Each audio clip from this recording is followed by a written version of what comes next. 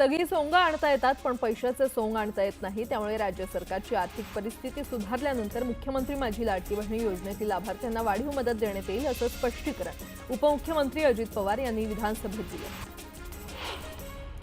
केंद्रीय कर्मचाऱ्यांसाठी एक मोठी बातमी आहे। पेन्शन योजनेची नवीन अधिसूचना जारी करण्यात आलेली आहे।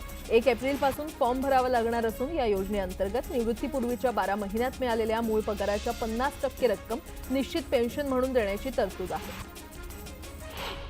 भविष्यातील प्रकल्पांसाठी केंद्र सरकारच्या प्रस्तावानुसार कोकण रेल्वे महामंडळाचे भारतीय रेल्वेमध्ये विलीनीकरण केलं जाणार असल्याचं मुख्यमंत्री फडणवीसांनी विधान परिषदेमध्ये सांगितलं। कोकण रेल्वे महामंडळासंदर्भात विधान परिषद सदस्य प्रवीण दरेकर यांनी लक्षवेधी सूचना मांडली होती। केंद्र आणि राज्य सरकारच्या सार्वजनिक क्षेत्रातील उपक्रमांकडे राज्य सरकारची जवळपास 25,000 कोटी रुपयांच्या करांची थकबाकी आहे आणि या थकबाकीच्या वसुलीसाठी सरकारनं विशेष सवलती देण्याचा निर्णय घेतलाय। त्या अंतर्गत अर्थसंकल्पात घोषणा केल्यानुसार उपमुख्यमंत्री अजित पवार यांनी गुरुवारी अभय योजना जाहीर केली। राज्यात एकूण 2,34,442 क्विंटल कांदा आवक झाली होती, ज्यात 72,128 क्विंटल लाल आणि 21,622 क्विंटल लोकल कांद्याचा समावेश होता। उन्हाळ कांद्यामध्ये सर्वाधिक आवक अहिल्यानगर जिल्हा बाजारात होती। राज्यातील बाजार समितीमध्ये हरभऱ्याची आवक 25,823 क्विंटल झालेली आहे। त्याला सर्वसाधारण दर हा 5,485 रुपये प्रति क्विंटल इतका मिळाला। राज्यातील बाजार समितीमध्ये गव्हाची आवक 26,902 क्विंटल झालेली आहे। त्याला सर्वसाधारण दर हा 2,828 रुपये प्रति क्विंटल इतका मिळाला। बाजारात हायब्रिड, बन्सी, लोकल, शरबती या जातीच्या गव्हाची आवक झाली। आजपासून पुढील 2 ते 3 दिवस विदर्भासह मराठवाड्यात पावसाची शक्यता वर्तवण्यात आलेली आहे। हवामान खात्यानं दिलेल्या अंदाजानुसार बुलढाणा, अकोला, वाशिम, अमरावती आणि नागपूर या जिल्ह्यांसह मराठवाड्यातील हिंगोली, परभणी आणि नांदेड जिल्ह्याला येलो अलर्ट देण्यात आलाय। राज्यात यंदाच्या वर्षी 18 मार्च 2025 रोजीपर्यंत कॉटन कॉर्पोरेशन ऑफ इंडियाच्या माध्यमातून 44 लाख क्विंटल कापसाची खरेदी पूर्ण झाली आहे। सीसीआय अंतर्गत हमीभावानं कापूस विक्री करण्यासाठी 15 मार्चपर्यंत शेतकऱ्यांना मुदत देण्यात आली होती। त्यानंतर 18 मार्च अखेरपर्यंत ही कापसाची खरेदी झाली। नवी मुंबईच्या खैराणे गावात क्षुल्लक कारणावरून तलवारबाजी करण्यात आली आहे। दुपारच्या सुमारास घटना घडलेली आहे आणि या घटनेचा व्हिडिओ सोशल मीडियावर व्हायरल झालाय। पुणे बोबदेव अत्याचार प्रकरणातील 2 आरोपींविरोधात 8 एप्रिल रोजी दोषारोप निश्चितीचा मसुदा न्यायालयामध्ये सादर केला जाणार आहे। दरम्यान या प्रकरणात विशेष सरकारी वकील म्हणून उज्ज्वला पवार यांची नियुक्ती करण्यात आली असून या प्रकरणाची सुनावणी लवकरात लवकर सुरू करावी असं शासनाकडून त्यांना सांगण्यात आलंय।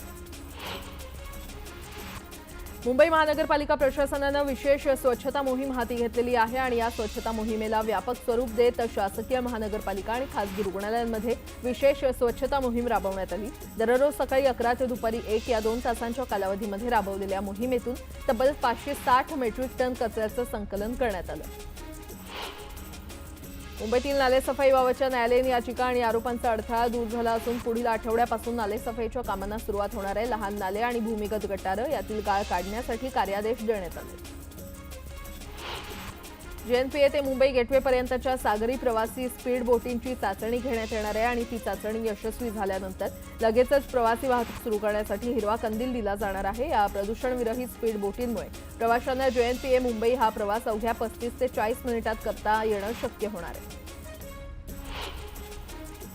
पालघरमध्ये 2023-24 मध्ये मत्स्य उत्पादन 3,64,288 टनावर आलेलं आहे। गेल्या वर्षीच्या तुलनेमध्ये मत्स्य उत्पादन 81,000 टनानं घटलंय। याचा थेट फटका मत्स्य सहकारी संस्थांना बसलाय। तर मासेमारीसाठी प्रत्येक खेपेचा खर्च निघत नसल्यानं 60 ते 65% बोटी समुद्रकिनारीच उभ्या आहेत। पुण्याच्या मध्यवर्ती भागात राहणाऱ्या लोकांसाठी आनंदाची बातमी आहे।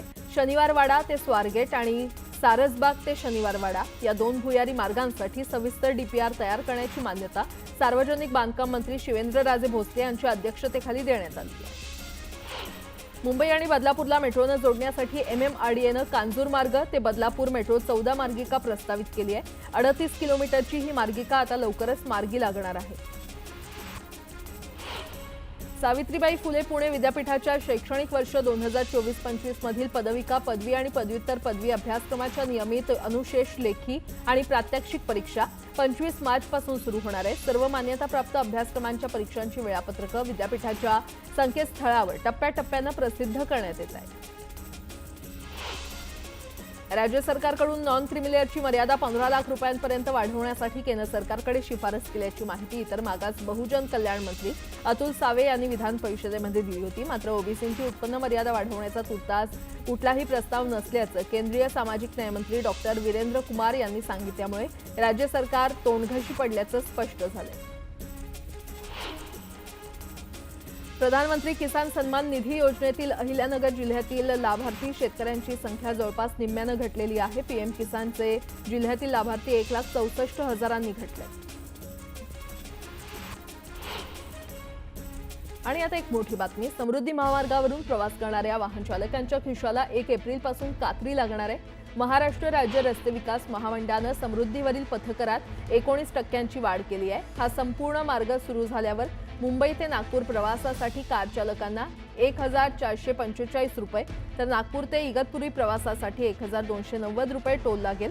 नागपूर ते मुंबई या 701 किलोमीटर अंतरापैकी नागपूर ते इगतपुरी हा 625 किलोमीटरचा मार्ग सुरू झालाय. तर येत्या महिन्याभरात इगतपुरी ते आमणे हा उर्वरित 76 किलोमीटरचा मार्गही सेवेमध्ये दाखल होणार आहे. मात्र हा संपूर्ण महामार्ग खुला होण्यापूर्वीच MSRDCनं त्याच्या टोलमध्ये मोठी वाढ केली आहे. यापूर्वी महामार्ग सुरू झाला तेव्हा म्हणजेच डिसेंबर 2022 मध्ये टोल दर जाहीर करण्यात आले होते.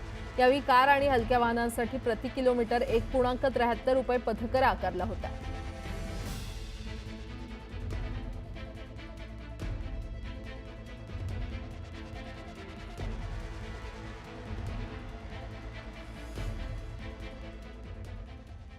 वेगवान स्वरूपात पंतप्रधान आवास योजनेअंतर्गत ऑनलाईन सर्वेक्षणात शहापूर येथील मंजूर करण्यात आलेली घरकुल अपात्र ठरली असल्याची धक्कादायक बाब उघडकीस आली आहे. पक्की घरे असताना घरकुलांचा लाभ देण्यात आला असल्याची तक्रार प्राप्त झाली आहे. तालुक्यातील गेगाव येथील 76 मंजूर घरकुल लाभार्थ्यांपैकी तब्बल 60 लाभार्थ्यांची घरकुल अपात्र ठरलेली आहे. कल्याण पालिकेसाठीच्या सादर झालेल्या अर्थसंकल्पात विविध योजना आणि उपक्रमांची घोषणा करण्यात आली आहे. यात विविध विभागांसाठी कोट्यावधींच्या विशेष तरतुदी केल्याची माहिती आयुक्त डॉक्टर इंदुराणी जाखड यांनी दिली आहे. मार्च महिन्याअखेरपर्यंत पाणी देयकांच्या थकबाकीसह चालू वर्षाच्या देयकाची रक्कम भरली नाही तर संबंधित थकबाकीदाराचा पाणी पुरवठा एप्रिल महिन्याच्या पहिल्या आठवड्यात खंडित करण्यात येईल असा इशारा ठाणे पालिका प्रशासनानं दिलाय. अभय योजनेची मुदत 31 मार्च 2025 पर्यंतच असल्याचंही प्रशासनानं स्पष्ट केलंय. छत्रपती शिवाजी महाराज टर्मिनस मुंबई नागपूर छत्रपती शिवाजी महाराज टर्मिनस मुंबई आणि पुणे नागपूर पुणे या दरम्यान उन्हाळी विशेष 98 रेल्वे गाड्या सुरू करण्यात येत आहेत. उन्हाळी सुट्ट्यांमध्ये प्रवाशांची वाढती मागणी लक्षात घेऊन मध्य रेल्वे आणि नागपूर विभागानं मुंबई पुणे आणि नागपूर दरम्यान विशेष गाड्या सुरू करण्याचा निर्णय घेतलाय. वाहनाची उच्च सुरक्षा नोंदणी क्रमांक प्लेट बसवण्यासाठी परिवहन विभागानं अंतिम मुदतीमध्ये पुन्हा मुदत वाढवली आहे. आता 30 जून 2025 ही अंतिम तारीख असणार आहे. ठाणे जिल्ह्यामध्ये आरटी अंतर्गत 25% जागांसाठी होणाऱ्या मोफत प्रवेश प्रक्रियेसाठी प्रतीक्षा यादी क्रमांक 1 मधील 2705 विद्यार्थ्यांची निवड मंगळवारी करण्यात आली. यात विद्यार्थ्यांच्या पालकांना कागदपत्रांच्या पडताळणीसाठी जवळच्या केंद्रावर जाण्याचं शिक्षण विभागाकडून किंवा अधिकाऱ्यांकडून आवाहन करण्यात आले. छत्रपती शिवाजी महाराज आणि छत्रपती संभाजी महाराज यांच्याबद्दल आक्षेपार्ह विधान केल्याप्रकरणी कोल्हापूर पोलिसांनी फरार असलेल्या प्रशांत कोरटकरच्या बेसा येथील घरी छापा टाकला. यावेळी कोल्हापूर पोलिसांनी पत्नीची चौकशी करत त्याचे जबाब नोंदवल्याची माहिती समोर येते. मुख्यमंत्री फडणवीस यांच्या अध्यक्षतेखाली विधानभवनात तीर्थक्षेत्र विकास आराखड्याबाबत उच्चस्तरीय बैठक पार पडली. या बैठकीत तीर्थक्षेत्र विकास प्रकल्पांच्या निधीला मंजुरी देण्यात आलेली आहे. गुरुमंदिर तीर्थक्षेत्रासाठी 170 कोटी तर पोहरादेवी तीर्थक्षेत्राच्या विकासासाठी 553 कोटींचा निधी मंजूर करण्यात आलाय.